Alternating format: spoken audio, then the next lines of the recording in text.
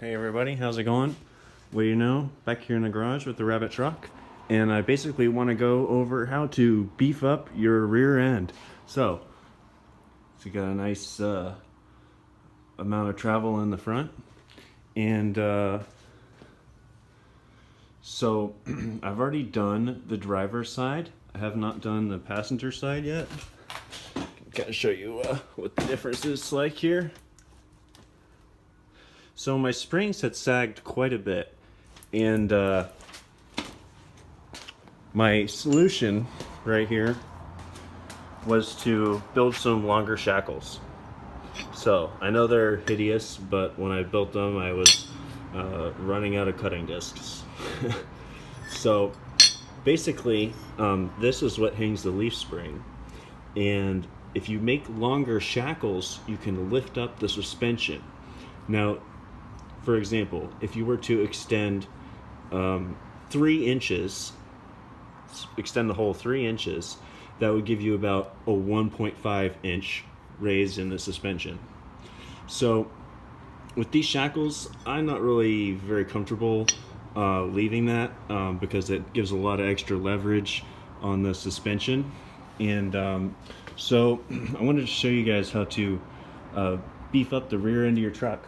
So you're going to need some leaf springs, and there's the number there. That is a rancho helper spring for a 1984 Toyota pickup truck. I got that from Napa. So U-bolts is something that is very difficult to find, and if you go out searching for longer U-bolts for a rabbit, you've probably come back disappointed. And honestly, it's one of those things where when you tell people what you're looking for, I want blah blah blah for a rabbit pickup truck, they roll their eyes and turn their brain off. And yeah, I actually went to 5 auto parts stores yesterday, looked online, and you know they should have some U-bolts for its pretty common axle size, and the helper spring fits all kinds of vehicles. So the U-bolt kit that you're going to need from Orielies is there, 13-0180A, and you're going to have to do a couple little modifications to the spring plate. You're going to have to open the holes up just a little bit, and honestly, opening them up towards the outside, just like a 1/16 of an inch is plenty. So after you get the U-bolt installed and torqued down, you're going to have to cut it shorter, as well as this is the centering pin that comes with the Toyota leaf spring. And the problem is that the pin on the end of the centering pin is skinnier than the VW1. So what I ended up doing was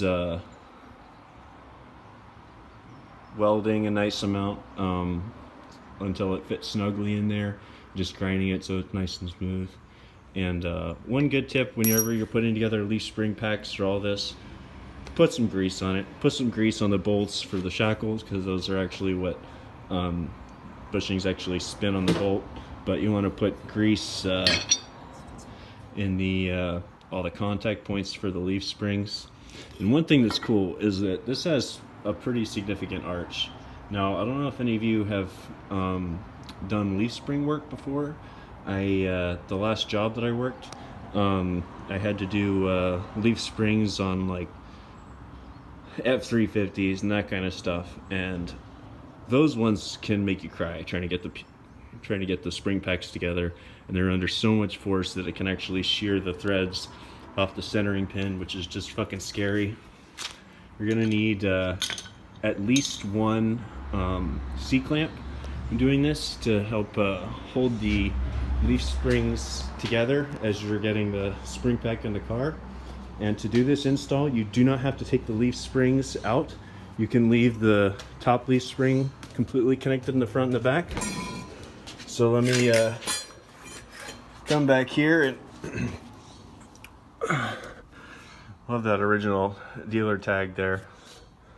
So anyway, come down here, let's take a look. You can see I got my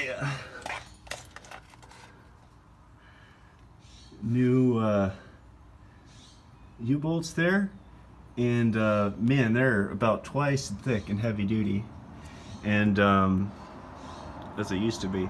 So you can see that leaf goes on the bottom because it's smaller than any of the VW leaves. So let's go under here and compare it to the driver's side, which I have not touched. You can see the leaf spring is like pretty much flat. And there's my glorious shackle. And it worked. I had a hole that I could put it back in the stock location if I wanted, but yeah. So anyway, just give you another shot there. Try and get you up in there. There you go. You can see what it looks like on the factory original side. Side's never been off. Wish me luck. We get those little tiny dinky bolts. Let me get rid of this side. You got those badass bolts. And I need to cut off that centering pin just a little bit more, just in case it hits the bump stop there.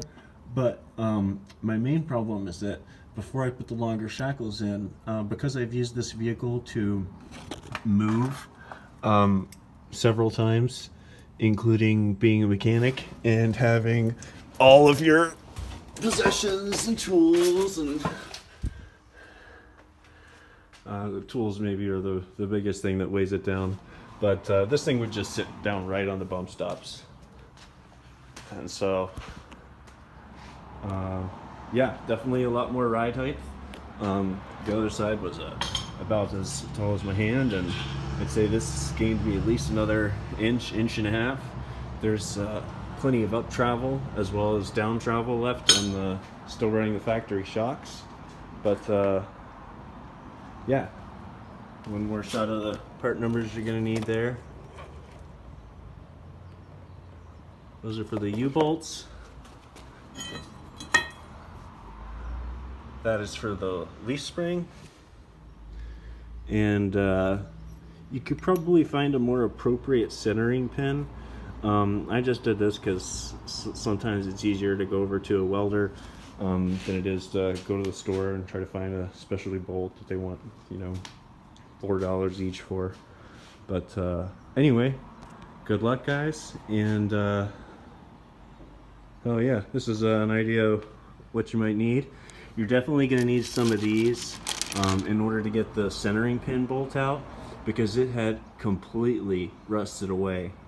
It would actually be a good idea, if you have never messed with your spring pack before, to torque it down, because there were a number of these pieces where a small layer of the leaf spring had actually rusted off and had allowed the bolts to become incredibly loose. So you're also going to need a Sawzall just to cut off the extra length on the U-bolts, and make sure and do that after you install it. And don't be lazy and not use a torque wrench, because accidentally pulled the threads right off of that one, torquing it down. But yeah, take a look at that difference.